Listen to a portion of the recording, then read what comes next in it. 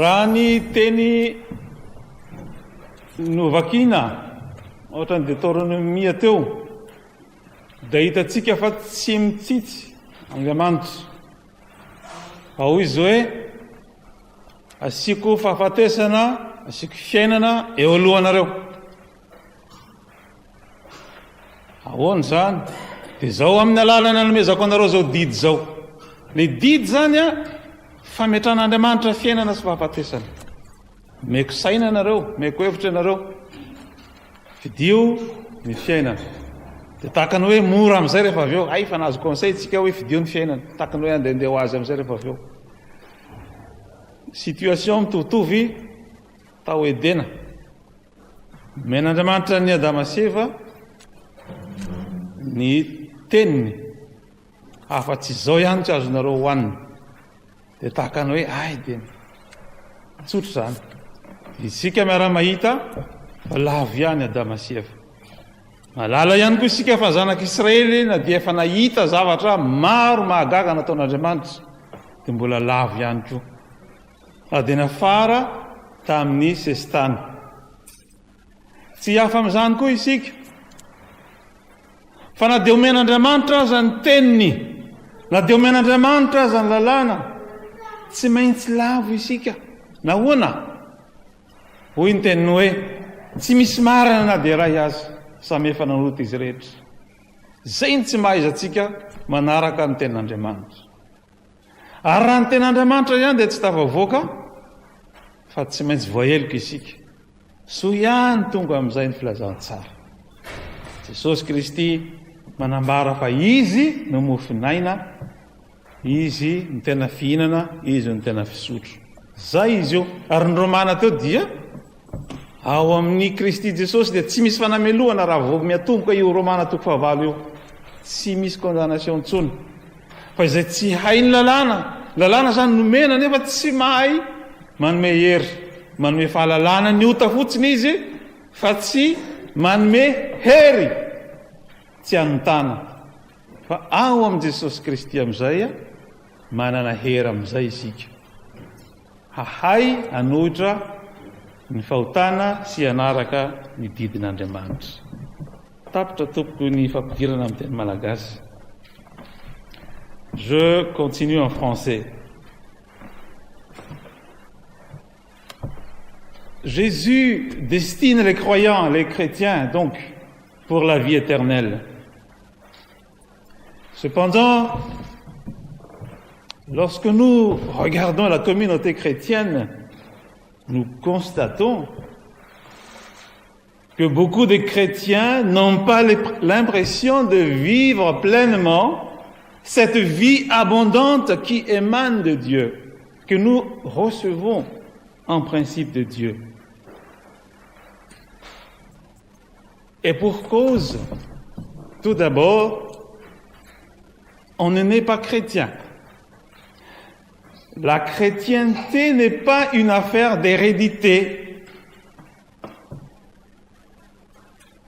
Nos parents ont pu être de bons chrétiens et nous ne sommes pas nécessairement chrétiens. Donc, ce n'est pas une affaire d'hérédité. On ne naît pas chrétien, on devient chrétien. Pour le devenir, prenons la parole que Jésus a dit à Nicodème. Qu'est-ce qu'il a dit? Il faut passer par la nouvelle naissance, c'est-à-dire il faut naître de nouveau. Évidemment, Nicodème n'a pas compris. Comment, quand on est vieux, peut-on encore naître de nouveau? Faut-il rentrer dans le ventre de sa mère et naître à nouveau? Bien sûr que non. Ce n'est plus possible. Ce qui est possible maintenant, c'est que Dieu nous offre la possibilité de naître encore en lui. C'est-à-dire, nous ne naissons plus selon la nature héritée d'Adam, mais nous naissons selon une nouvelle nature, selon la volonté de Dieu. C'est-à-dire, capable d'entendre sa parole et de suivre sa voie, ses lois. Voilà pourquoi il y a ce qu'on appelle le chrétien traditionnel, historique, donc qui vient à l'église parce que, voilà, c'est ce que m'ont montré mes parents. Alors je fais comme eux, je suis là aussi. C'est déjà louable parce qu'il y en a qui ne viennent pas à l'église, même si leurs parents étaient chrétiens. Donc c'est déjà une prouesse qu'on vient quand même à l'église. Il y a aussi ce qu'on appelle les chrétiens d'action sociale. Donc ces gens-là, ils font de bonnes choses, ils accomplissent de bonnes œuvres dans l'église, dans les quartiers, là où ils vont. Ce sont des personnes qui méritent vraiment notre admiration. Et elles sont chrétiennes. Mais voilà, il faut passer par cette nouvelle naissance. Si on me demande, es-tu chrétien? Oui. Je réponds oui. Pourquoi? Parce que je viens à l'église. Je fais ce que Dieu me demande. J'essaie de faire au mieux d'accomplir les lois de Dieu. Et puis quoi?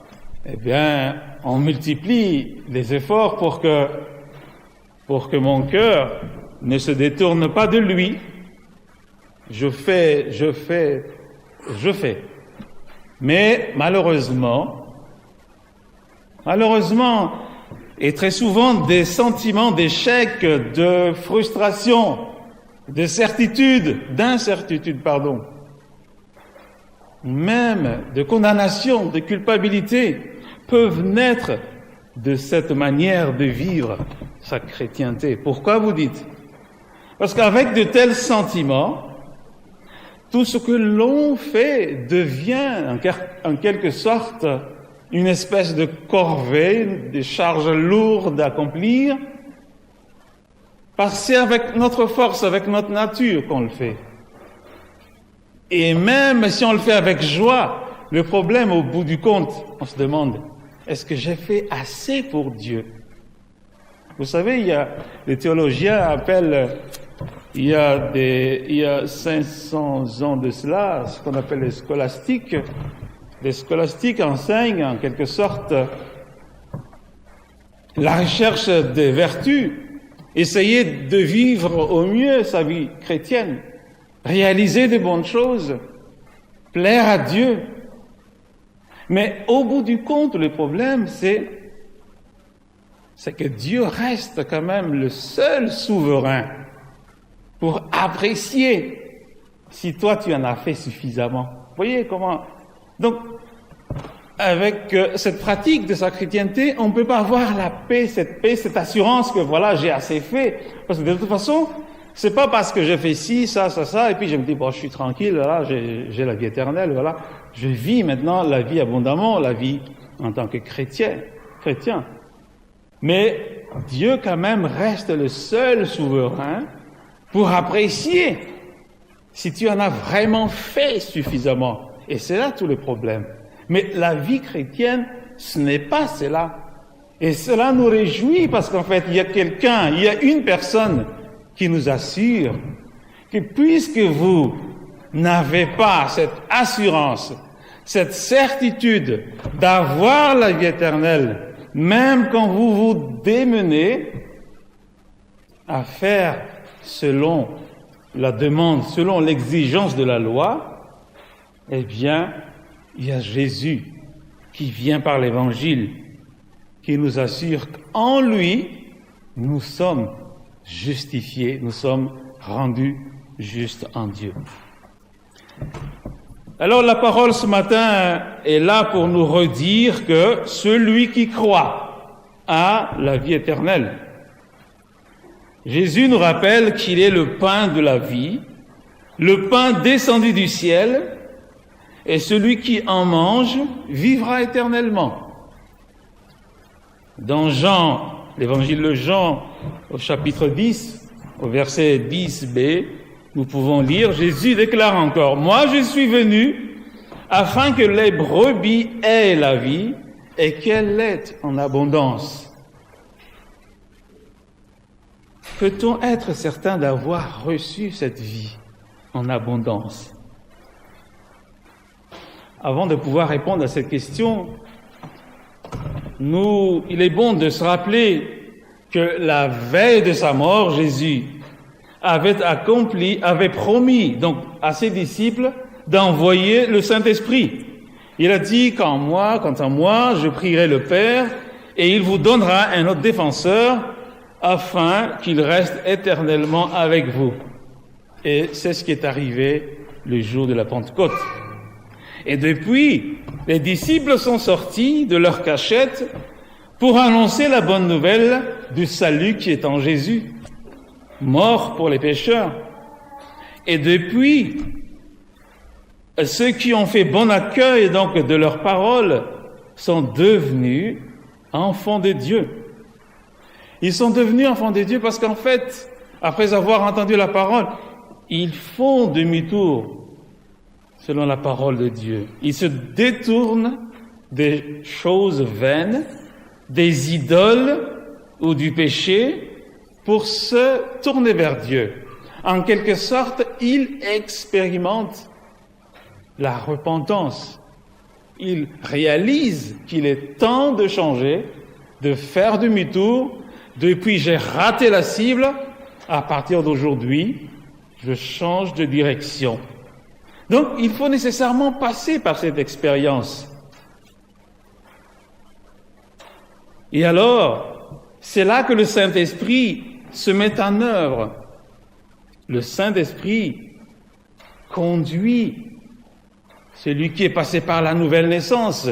Et à partir de ce moment-là, c'est l'Esprit qui conditionne la vie du chrétien.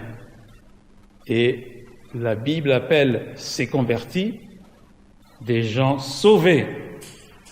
Et si vous lisez l'histoire de la toute première conversion, vous ne voyez nulle part qu'ils ont observé les lois de Dieu, ils ont fait ceci, et puis ils sont sauvés. Justement non, ils n'ont observé aucune loi, ils ont cru à l'évangile du salut, et c'est tout, et ils sont sauvés.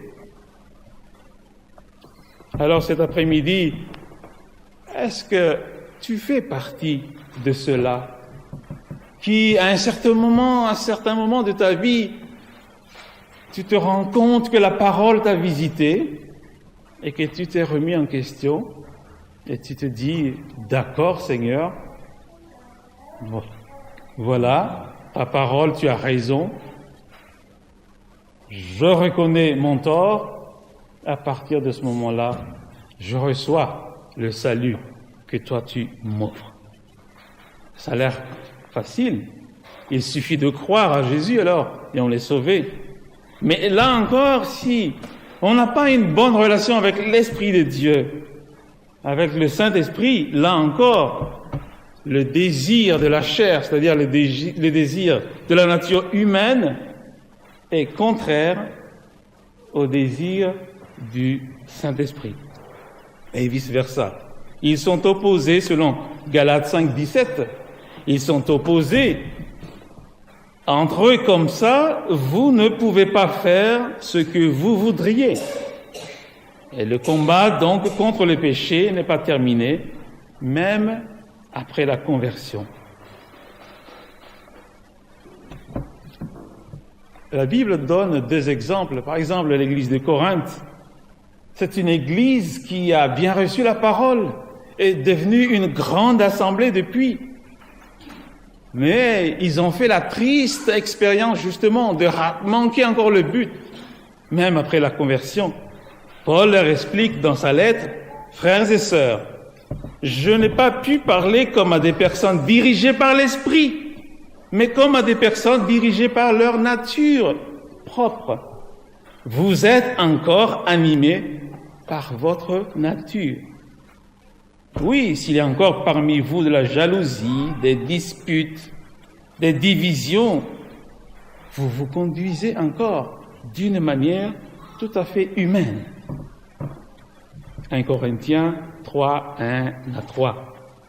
Des chrétiens jaloux, violents, divisés, qui se mettent en colère. Après la conversion, ça existe encore. Paul fait également aussi des reproches aux chrétiens de Galate. Les chrétiens de Galate, ils vivaient selon leur propre nature, mais alors leur propre force. Ils ont commencé par la foi et maintenant, dit Paul, ils sont en train de faire marche arrière, essayer de compléter le salut en Jésus en pratiquant les bonnes œuvres de nouveau. Alors, que dit Paul? Donc Paul dit, vous êtes sans intelligence, vous êtes stupides, dépourvus de sens, parce que après avoir commencé par l'esprit, c'est-à-dire vous avez cru en Jésus, et vous êtes sûr maintenant que vous êtes sauvés, pourquoi maintenant vous voulez finir par leur propre force, c'est-à-dire en pratiquant la loi? Ça veut dire, mes amis, où est-ce que je vais vous conduire dans cette méditation? Je voudrais simplement vous faire comprendre que la loi de Dieu est donnée juste, comme je vous l'ai évoqué au début, pour la connaissance du péché, pour la connaissance du mal. Mais les lois ne nous donnent pas la force pour accomplir, pour agir selon les exigences de Dieu. Qui plus est, il existe aussi deux types de personnes. Donc ceux qui reçoivent la parole avec joie et ceux qui ne reçoivent pas du tout. Et ceux qui, même tout en étant en Église, ne veulent pas recevoir cette parole de vie. Et Jésus nous dit cet après-midi encore, il est le pain de vie. Vos pères ont mangé la manne dans le désert. C'est vrai que c'était la manne, la chose blanche là qu'on mange, mais ça représente aussi la loi de Dieu que les ancêtres ont essayé de manger, d'accomplir, mais ça n'a pas aidé à faire selon les exigences de Dieu. Mais cet après-midi, Jésus nous dit, c'est moi qui suis le pain de la vie. Le pain que voici, c'est celui qui descend du ciel pour que celui qui en mange ne meure pas. Non pas un pain comme la manne, qui n'a pas empêché les ancêtres de mourir, mais un pain qu'on mange ou qu'on s'approprie par la foi et qui fait vivre éternellement. Le pain qui descend du ciel, c'est-à-dire le pain qui vient à notre rencontre. Vous voyez? Donc, par nous-mêmes, nous ne savons pas nous approcher de Dieu. Voilà, ce pain descendu et vient vers nous. Il se donne, il s'offre. Voulez-vous recevoir ce pain? Voulez-vous prendre ce pain? C'est-à-dire la personne de Jésus, tout ce qu'il est. Lui seul a obéi à Dieu. Lui seul était à la hauteur des exigences de Dieu. Tout ce que nous pouvons faire devant la loi de Dieu, nous serons toujours à côté. Nous ne ferons jamais le poids selon la sainteté de Dieu. Mais à la croix du Calvaire, à la croix de Golgotha, il s'est passé quelque chose d'extraordinaire. Nos manquements, nos défaillances, nos ratés, Jésus les a pris sur lui. Et la perfection de Jésus, sa sainteté, il nous les donne, et tout cela gratuitement. Il nous les offre par pure grâce, gracieusement, de telle sorte qu'en acceptant Jésus, nous devenions des enfants de Dieu, capables de dire sans crainte, Papa, Abba, Père, et capables de plaire à Dieu. Non pas parce que nous devenions justes, mais parce que la justice de Jésus nous est imputée. Voulez-vous cet après-midi aller au pied de la croix de Jésus, lui demander simplement pardon, accepter le salut, et le recevoir comme votre maître, votre Seigneur, lui dirigera votre vie. Vous serez l'enfant de Dieu et Dieu sera votre Dieu, votre Père. Amen.